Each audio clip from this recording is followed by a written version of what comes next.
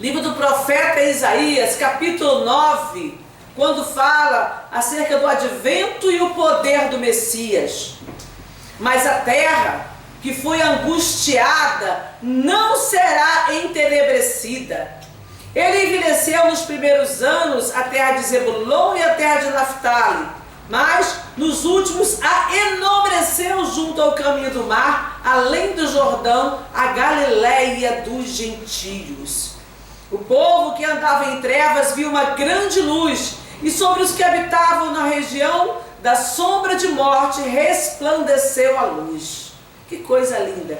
O povo estava vivendo um momento de angústia e a terra estava entenebrecida, a terra estava em trevas, estava tudo escuro, eles não conseguiam enxergar, mas aí diz, o Senhor a enobreceu, tornou nobre, e aí o povo que estava nas trevas viu uma grande luz, e sobre os que habitavam na região da sombra da morte resplandeceu a luz. Glória a Deus.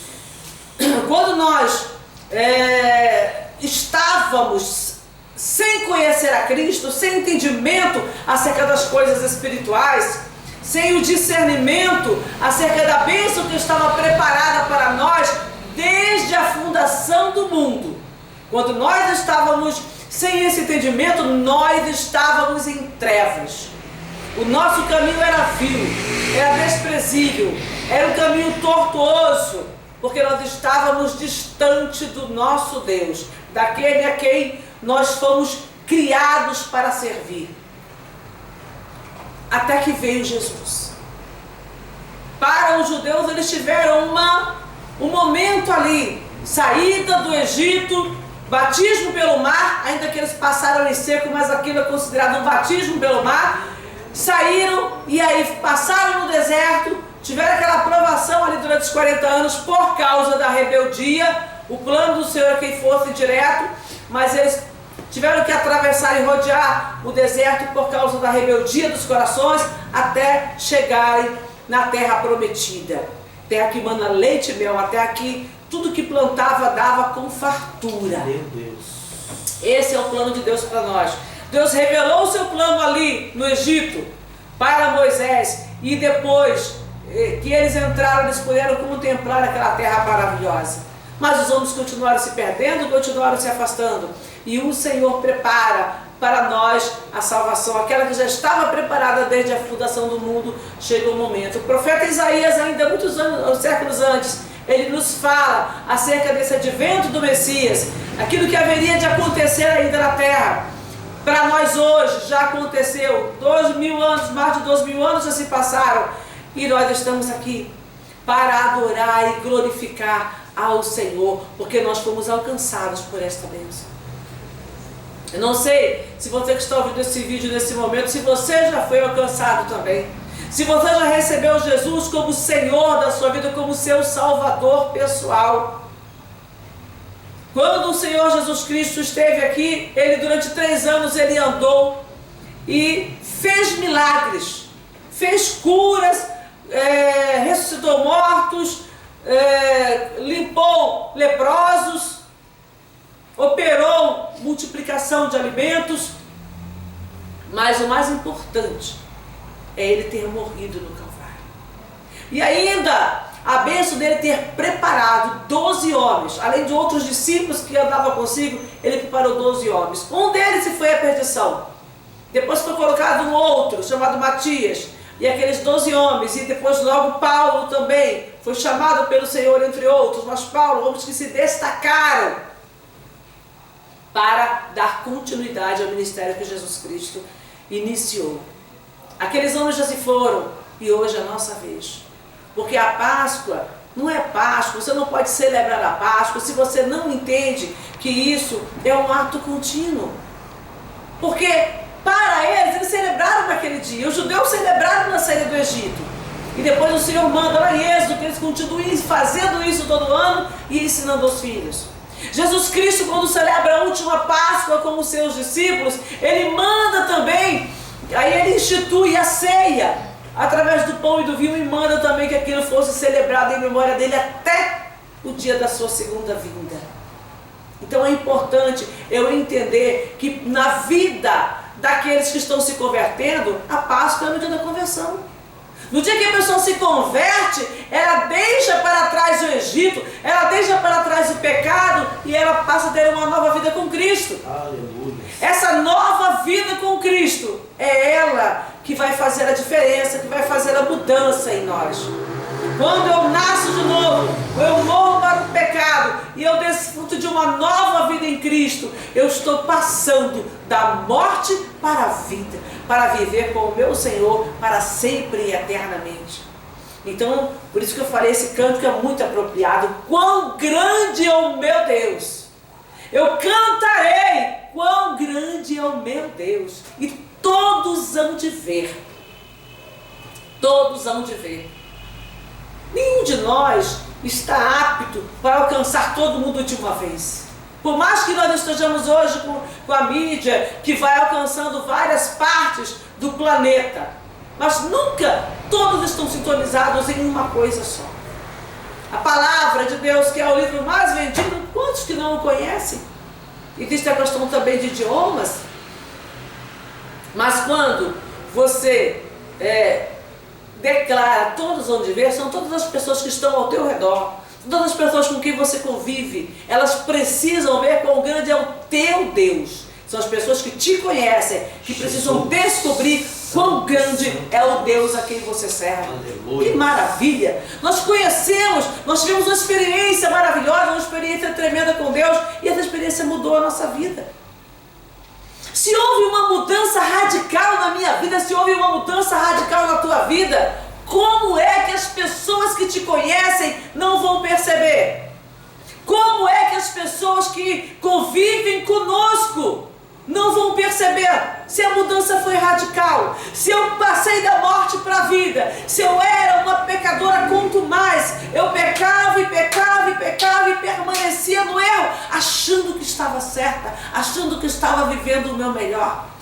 De repente eu descubro que eu estou no pecado, que eu estou transgredindo os mandamentos do Senhor, e eu passo a ter uma nova postura, uma nova linguagem, um novo modo de viver. Como é que as pessoas não vão ver? Como é que as pessoas não podem perceber? Se a mudança daquele que se converte é uma mudança radical, é um novo nascimento, a velha criatura já morreu, agora uma nova criatura se faz presente, nos mesmos círculos onde andava antes, com uma vida totalmente mudada. Como é que as pessoas não podem ver? A não ser que não tenha havido mudança.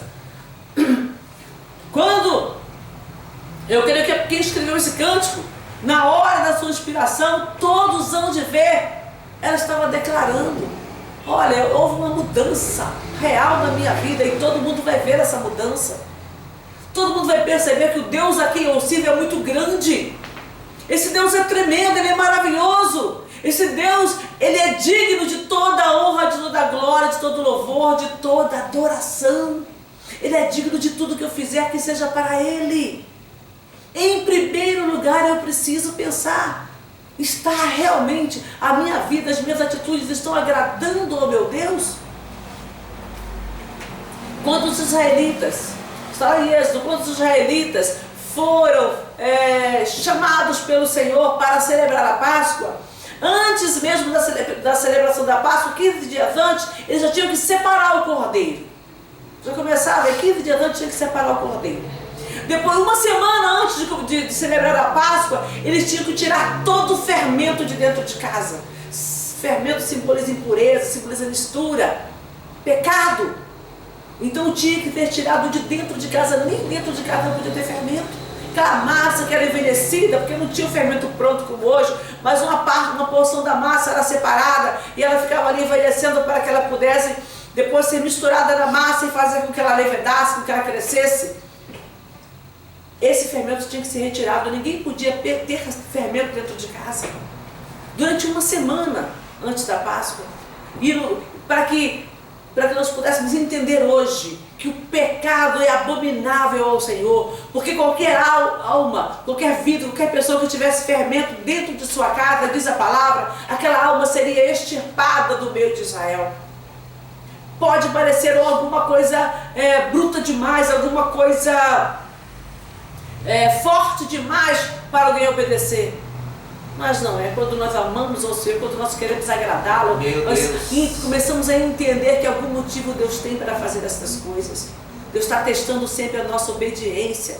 Ele nos quer ver obedientes, porque quando nós aprendemos a obedecer, nós estamos aprendendo a nos sujeitar a Ele, a entender que Ele é Deus e que Ele reina na nossa vida, no nosso coração. Então, aqueles homens tinham, toda a nação de Israel tinha que tirar o fermento de dentro das suas casas. Durante uma semana, o pão que ele comesse, os bolos que assassem, nada podia ter fermento. E aí, chegada a Páscoa, aquele cordeiro que foi separado, de novo, um cordeiro sem mancha, um cordeiro sem defeito, o cordeiro tinha que ser perfeito. Por quê? Porque aquele cordeiro estava simbolizando o sacrifício no lugar daquele homem pecador, cheio de defeitos, cheio de pecado, de sujeira. Aquele cordeiro ia morrer no lugar daquele homem. Então ele não podia ter defeito, porque trocar uma coisa pecadora por uma outra coisa pecadora não faz sentido. Verdade. Então aquele cordeiro tinha que estar ali colocado no altar sem nenhuma mancha e sem nenhum defeito, porque ele não podia ter defeito, não podia ter imperfeições, não podia ter manchas, porque simbolizavam o pecado. Assim nós precisamos nos apresentar diante do nosso Deus, com a nossa vida completamente limpa, purificada, santificada pela palavra, porque você não tem poder, eu não tenho poder para me santificar. Eu não vou conseguir sozinha isso, ninguém consegue. Tem gente que fala, eu tenho que largar primeiro o vício para eu ir para Jesus.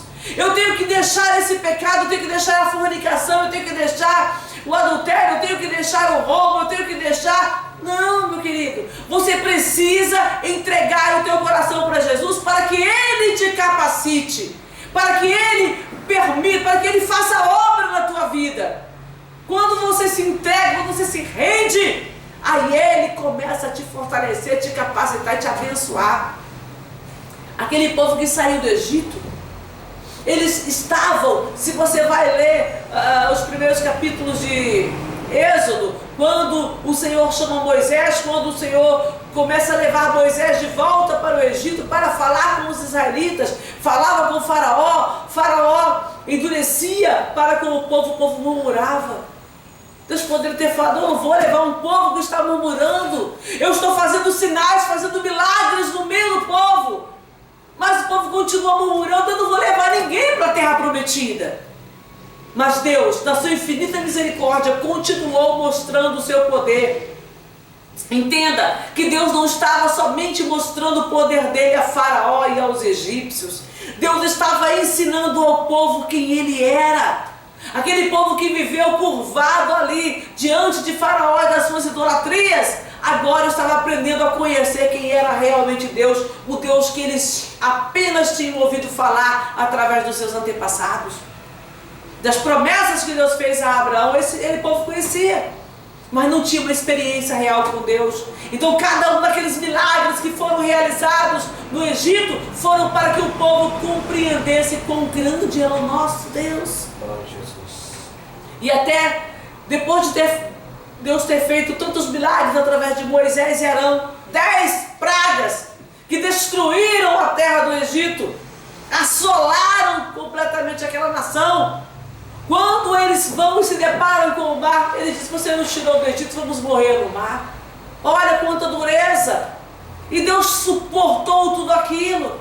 E não adianta nós hoje ficarmos criticando os judeus, os hebreus. Nós precisamos entender que nós também continuamos pecando e o Senhor usa conosco de misericórdia. Amém. E se estamos de pé hoje na presença do nosso Deus é por causa das suas misericórdias. É verdade. Nós precisamos celebrar sim, Jesus Cristo morreu por mim, porque por mim mesma, de mim mesma, eu não teria capacidade para servi-lo.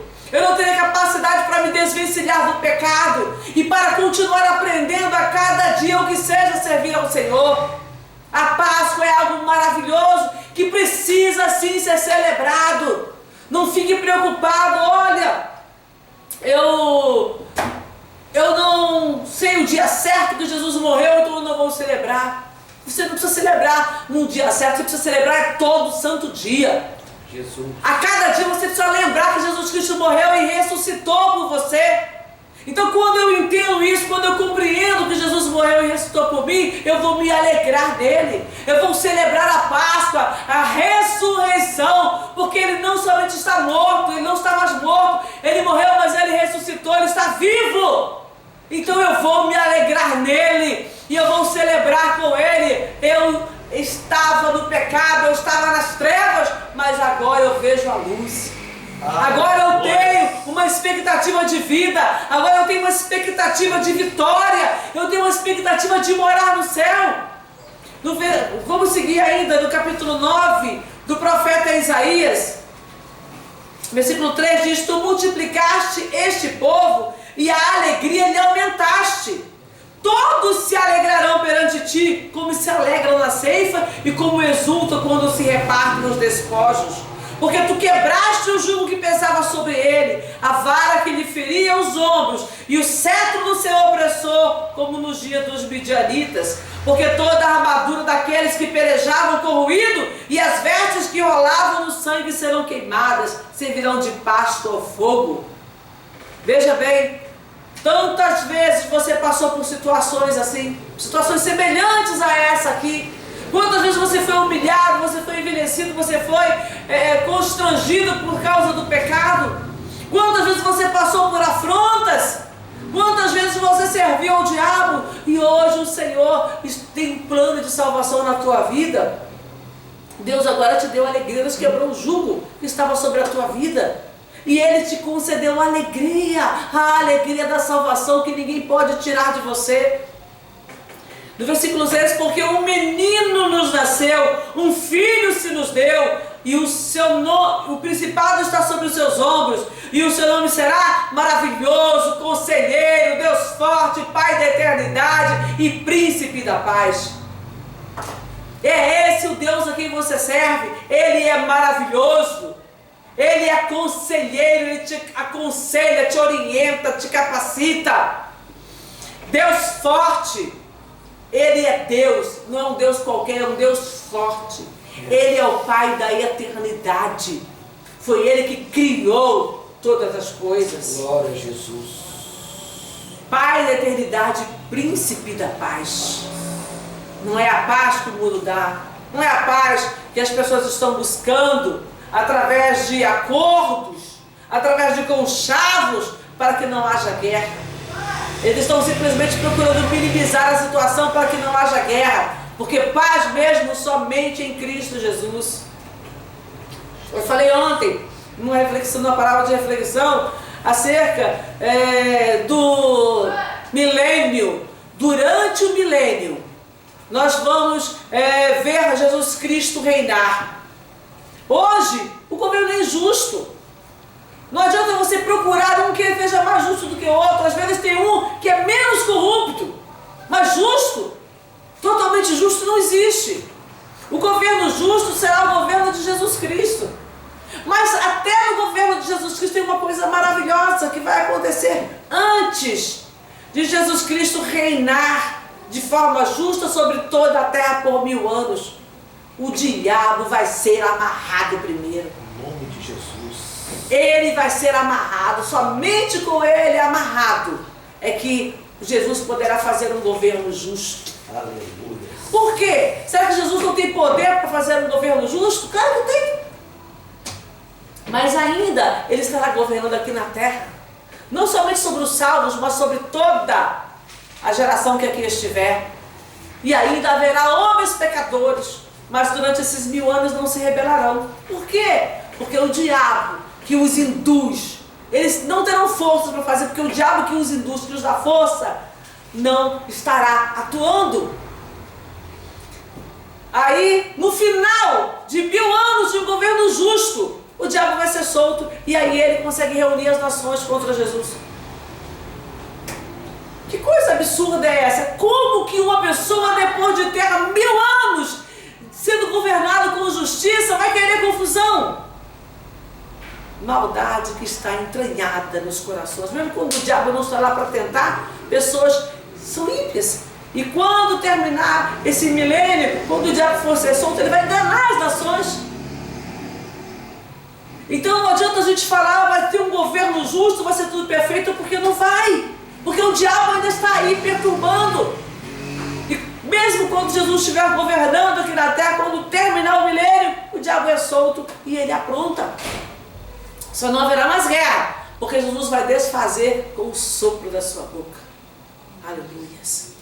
Esse é o Deus a quem nós servimos. Essa é a vida que nós vivemos para o Senhor nosso Deus. Uma vida onde existe milagre. Por isso eu falei no começo, e eu quero tornar a repetir.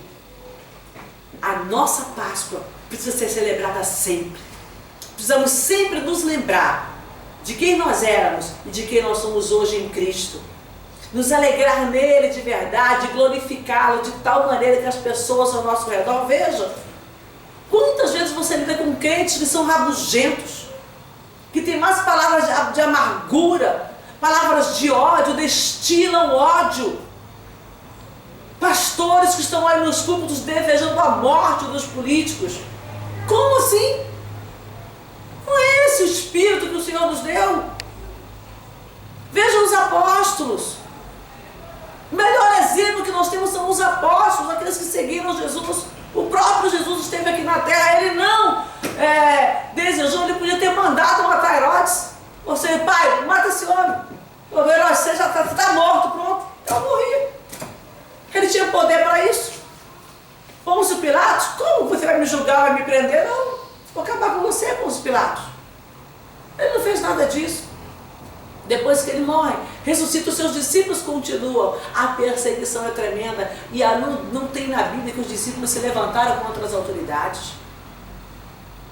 Eles continuaram a pregar, a custa muitas vezes da própria vida, mas não tem que eles ficaram ali orando e amaldiçoando as autoridades. Que história é essa de crente amaldiçoar as autoridades? Eu posso não gostar de um determinado governo e eu vou orar para que Deus faça a obra. Se Deus quiser tirar, Ele vai tirar. Mas eu vou orar para que Deus faça a obra até o final. Não concordo com muita coisa, nós estamos vendo muitos desmandos, mas a vida do cristão é uma vida de oração.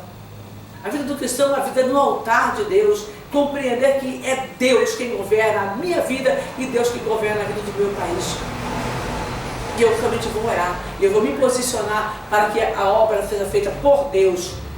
Glória a Jesus. Versículo 7, do incremento deste principado e da paz não haverá fim sobre o trono de Davi e no seu reino, para o firmar e o fortificar em juízo e em justiça, desde agora e para sempre. O zelo do Senhor dos Exércitos fará isso.